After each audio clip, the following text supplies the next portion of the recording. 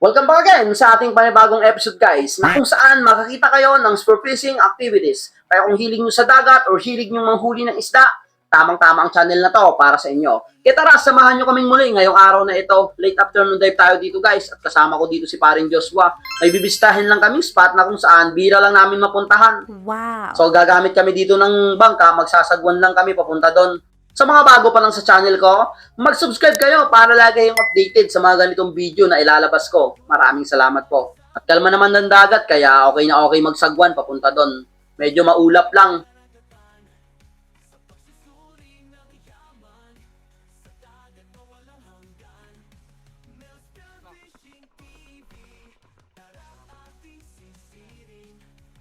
Sasagwan siguro kami dito ng about 10 to 30 minutes. Medyo malayo-layo lang yon, pero okay lang. At least kalmada naman yung dagat, pantay.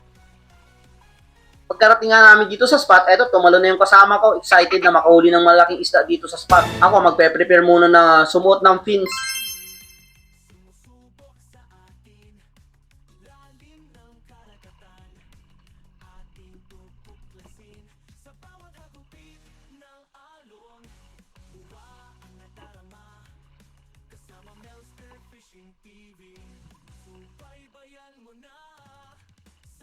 At ito na yung palaging gagamitin natin na pana. Wow. Itong invert na binuo ko para masanay na ako na gamitin to. Medyo marami pa kasing adjustment na ginagawa ko dito pag ahon.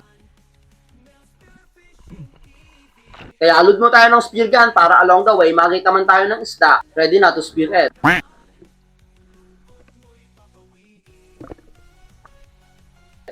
Spear gun loaded. Let's go. Pagkatapos kong mag-warm up sa mababaw na area, guys, eto, diretso na ako dito sa malalim na area. At nandito naman yung mga bait, nakita ko kaagad. Ito kasi yung palaging minamasdan ko sa mga spot na kung meron na ito is may mga nakapaligid ditong malalaking isda. Kaya abang tayo dito kung anong lalapit.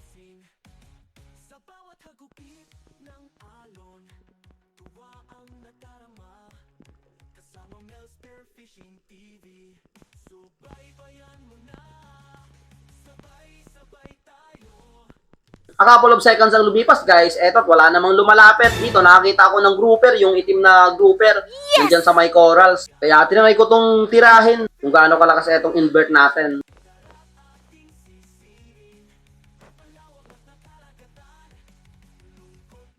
Ang problema, hindi tinamaan. Yung corals ang tinamaan. Tumagos yata yung chef natin. Kaya another dive tayo dito. Dito guys, makalipas ang 2 oras, wala pa rin ako nahuhuli. Yung madalang talaga ang isda dito sa spot na to. At kunti lang talaga yung makikita mong bait.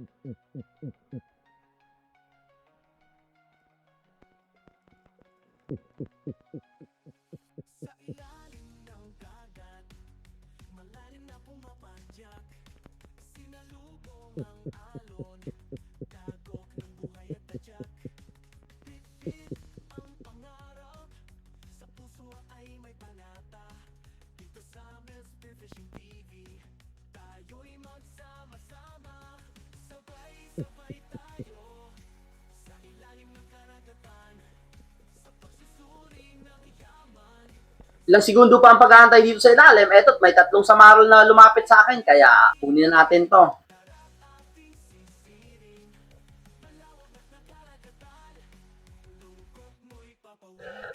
Akala ko dito, mado-double shot kasi dumikit yung 2 piraso. Ngunit hindi tinamaan yung nasa likod. Sayang, naka-2 piraso sana tayo. Eto na yung naging unang isda natin. Makalipas ang 2 oras na pagdadive dito sa spot. Uy. Matumal. Walang isda. Sa maral pa lang. Por mag-aalas 5 na. Okay pa rin. Thank you Lord. Okay. Pagkatapos kong ma-secure itong samaral guys, nakailang dive pa naman ako, wala na talagang nagpapakita, kaya bumalik na ako sa bangka at makapahinga na. Yung kasama ko is nagda-dive pa. At pagsakay ko dito sa bangka, eto, nakahuli na pala siya ng isang Buffalo Emperor. Mga 3 kilo na rin to. Nakatigisa na kaming piraso na huli. Ito lang yung nahuli ko, isang samaral. Okay na rin, may pang-ulam na. The next day, pagdating ng hapon guys, balik ako dito sa palaging nahulihan ko ng mga slender unicorn. At dito din natin nahuli yung napakalaking barakuda dito sa spot na to. Try ulit nating mamana dito. Baka nandito na yung mga slender unicorn na malalaki. eto na yung naging unang dive ko sa spot na to.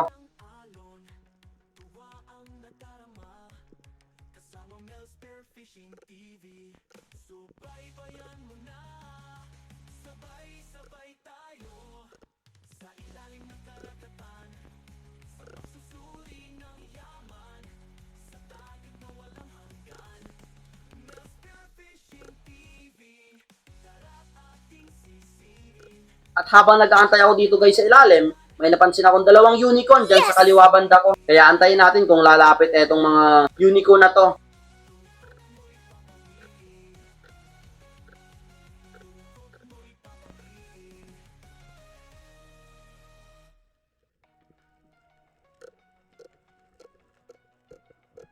Akala ko dito, susugod na talaga, papalapit sa akin, ngunit biglang lumiko na naman. Kaya paubos na yung hangin ko dito, umakat muna ako para makapahinga sa susunod na dive.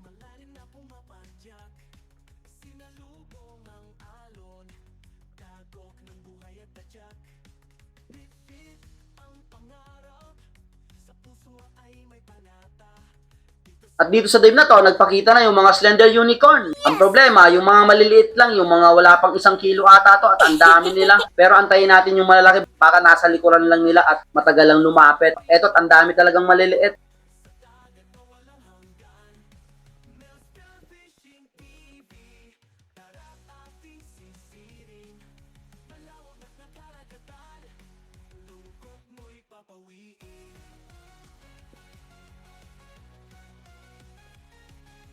At dahil paubos na yung hangin ko dito, hindi naman nagpapakita yung malalaki. Tinatarget na lang tayo na itong mga maliliit para masubukan natin itong lakas ng invert natin.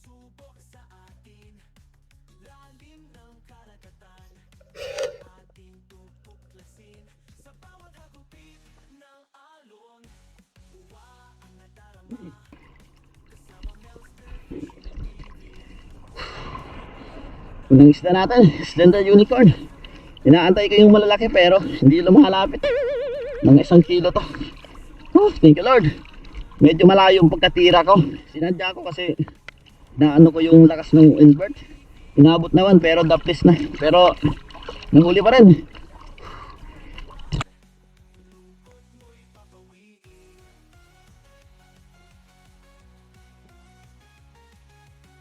At pagka-pwesto ko dito sa dive na to, as usual, nandito pa rin yung mga maliliit. Ito talaga yung palaging na unang lumapit sa akin.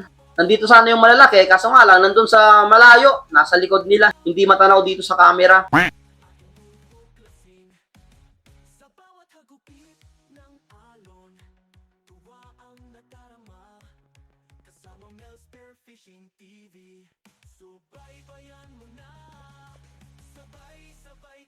Ito ang amo ng mga maliliit na slender unicorn. Kaya imbis na umanga tayo ng walang huli, practice na lang tayo na ito para ma-try ulit natin itong lakas ng invert natin.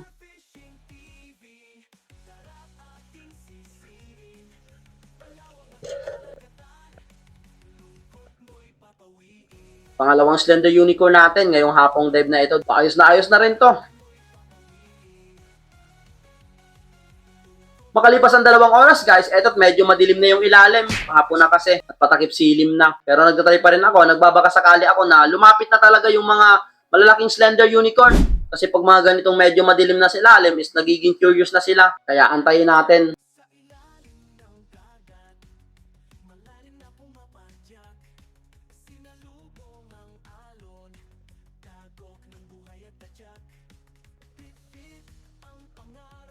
A couple of seconds ang lumipas guys, hindi talaga nagpapakita yung mga malalaki. Kaya kuha ulit tayo na itong mga maliliit.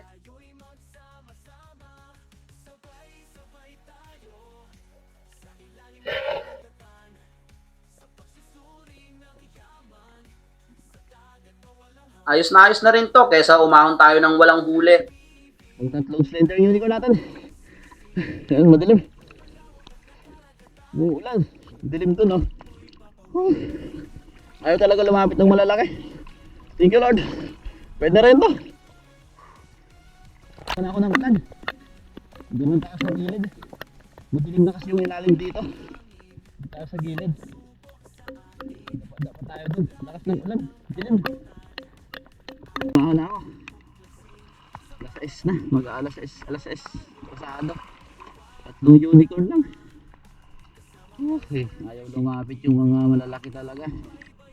Yan, tumila na yung ulan. Wala talaga. Maliliit. Okay na rin to. Pang ulam na lang. Makalipas ang isang araw guys, balik ulit ako dito sa karagatan para magpatuloy sa ating mga pangarap. At dito ako magdadive sa paboritong spot ko. Napakaganda naman ulit ng panahon, napakaganda ng dagat at napakalinaw ng tubig. Napakadalang talaga yung pahuli natin ngayong buwan na ito. Bihira lang yung malalaking isda nating nahuhuli. Yung king mackerel lang ang pinakamalaking nahuli natin. Hindi muna ako dito guys dumadayo dahil yung spirga natin sinusubukan pa lang itong invert natin na bago. Kasi pag magdayo ako nito is baka masira lang at medyo malayo pa naman yung dinadayo ko dito sa mga spot. Nahulihan din natin ng mga tangigi dun sa mga previous video natin. Kaya ito yung naging unang drop ko ngayong umagang dive na ito.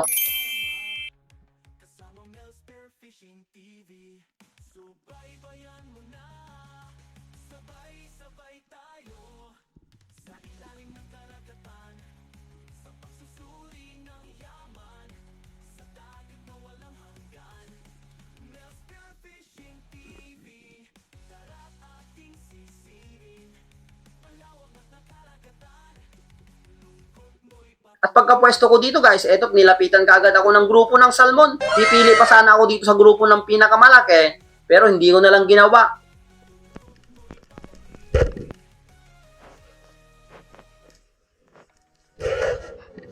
Tinira ko na etong pinakamalapit dahil baka wala na naman tayong mahuli.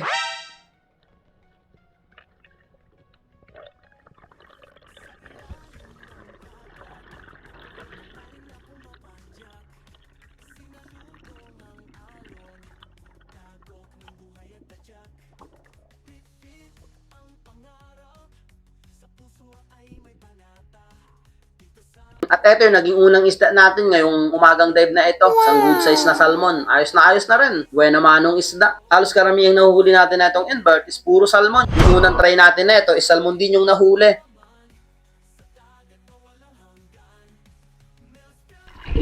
Uy, thank you Lord. Nabigla ako, ang daming rainbow runner. Pipili pa sana ako ng pinakamalaki. Pero sabi ko, baka wala na naman tayong makuha. Kaya select ya pinakamalapit na. Thank you Lord. Makalipas ang 2 oras guys, nung pagkahuli natin ng salmon, wala na talagang sumunod na mga isdang nagpapakita sa akin. At eto't maliwanag na nga dito. Nakarating na ako dito sa spot na kung saan nakikita natin dito yung mga midnight snapper. Yes! Yung ang ilap na isda, ayaw talaga lumapit.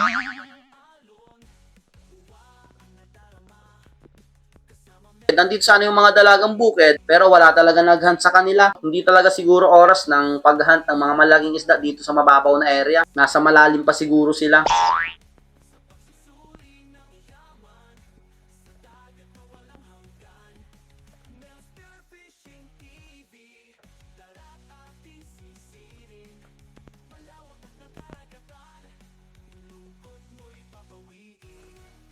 At dito, ayaw talagang lumapit ng mga midnight snapper. Kaya pagkatapos din na itong dive na to, is umuwi na rin ako. Saka isang piraso lang tayong salmon ngayong umagang dive na ito. Ayos na rin to. Pagdating ng hapon guys, balik ulit ako dito sa paboritong spot. At ang kalma pa rin ng dagat. Nagbabaka sakali ngayong pag-dive na ito is makita pa natin yung salmon yung nahulihan natin kaninang umaga. At eto, at habang papunta ako sa spot, nakikita ako nitong tadom ito kung tawagin dito sa amin. Yung tinik. Napakasakit eto makatinik, etong ganitong tinik na ito. Kaya alod mo tayo ng spear gun.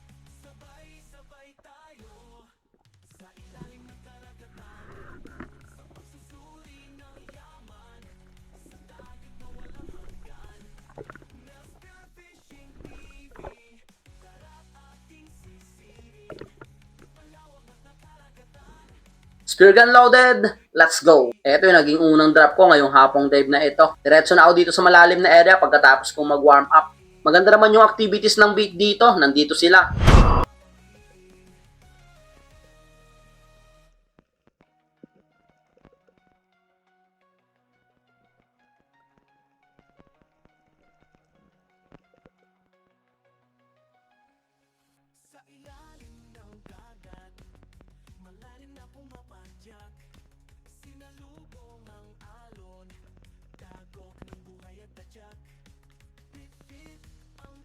A couple of seconds ang pag-aantay dito sa ilalim guys, biglang humawi yung nasa harapan kong mga bait. Akala ko may malaking isda ng palapit sa akin. Yun pala, is isang pawikan na palapit sa akin. Pasugod, eto, tinutumbok ako, lumilipad.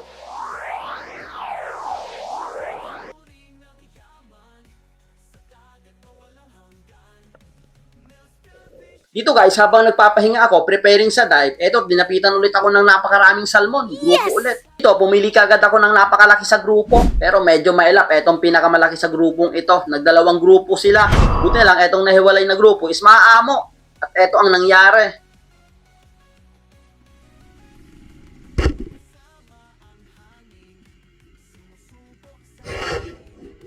Ayun, nakadouble siya tayo ng Rainbow Runner. 2 piraso sa isang tira lang. Napakalakas talaga ng ating invert ngayon. Napakaganda ng setup. Grabe guys, nakadouble siya tayo ng daming Rainbow Runner. Thank you Lord. Eto, pagkalapit ko dito sa mga isda, napakaganda naman yung mga patama ko dito. Kahit yung nahuling tinamaan ng shop, hindi mapupunit. Ayos na ayos na. Ngayon lang ito nangyari sa buhay ko na nakadalawang piraso akong salmon sa isang tira lang.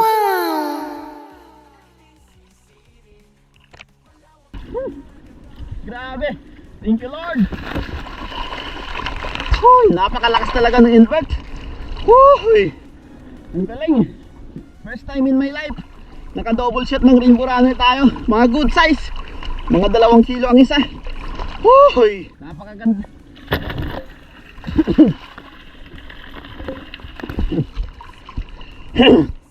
Napakaganda. Thank you Lord. Pagkatapos kong malagay etong 2 salmon sa stringer guys, nakailang dive pa naman ako dito sa spot, wala na talagang nagpakita. Kaya nag-last dive na ako dito, pagkatapos din etong dive na to, is umuwi na rin ako. Shoutout nga pala kay Adrian Lazaro, Bea Lopez, Leo Nidoy, Florante Miranda, Shane Jimeno Bagamasmad, Diarrhea, Katuday Family, Christopher Simon, Ali Punos, Felix Lumagdang, Tol AJ Moto, Jefford Binagen, Lerod Vidal, Joseph Janea, Romel Cadilinya, Richie Fernando, Di Marlo Siranyas, Cirilio Palsi, Marlon Hamisola, Lee Mujada Sr., Joseph Cordero, Lore Abidal, Johnny Heistin, Chad Summer, Justin Paigmani, Pamiano Family, Milagrosa Diyos, Iman Lutina, Muntihas Family, Joban Balaran, Arnolfo Bulay, Moises Pabro, Japper Spatter, Infinite Outer Quest, Ma Mercedes Bigel, Anthony Antonio, Eric Jimenez, Rapi Bagtilan, Nexon Etson, Rosa Montero, Pocholoy Magalyon, Romeo Alegre, Alan Tingala, Pablo Alaw, Fernando Lacasandile, Nelson Panturas, Miguel Ballesteros, Aldrin Encio, Federic Tirado, Arlen Ros Nigare, Aldrin Encio, Ani Rosal, Joel Ranas, Mark Flores, Alexander Pesquera, Pesquero Family, Rosana Villahermosa, Sander Timahan, Garwi Family, Danilo Adalem, Judge Prince Adalem, Bong Disulo, Laika Lopez, La Army, Rian, Tricia, Bebe, and Edna De Solo, Rini Alisin. Happy 55th birthday kay Carino Cayado. Maraming salamat po sa inyong lahat. At eto't habang lumalangoy ako dito sa mababaw na area, nakita ako dito ng bahay ng Pugita, kaya sinilip ko. At maswerte ako dito na nandito yung Pugita. Kaya kunin na natin to, pandagdag sa huli sa 2 Rainbow Runner natin.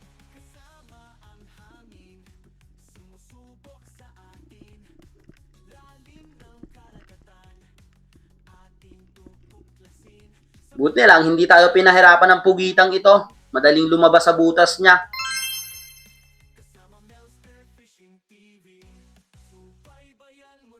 Halos nasa 1 kilo na rin to, kaya goods na pugita to. Napakasarap itong ginataan, itong ganitong nilalang.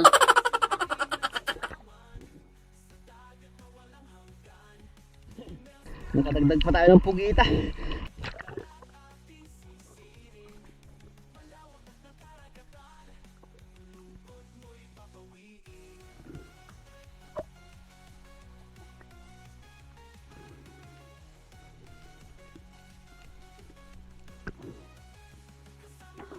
At eto yung mga huli natin ngayong hapong dive na ito. 2 salmon, 1 pugita. Hindi na talaga nadagdagan itong 2 salmon nung pagkahuli natin. Buti na lang, nung umagang dive natin is nakahuli pa tayo ng 1. Kaya ayos na rin nahuli ngayong araw na ito. So hanggang dito lang muna guys yung video natin hanggang susunod nating episode. Maraming salamat sa inyong lahat sa walang sawang sumusuporta sa munting channel ko. God bless you all. See you on the next episode.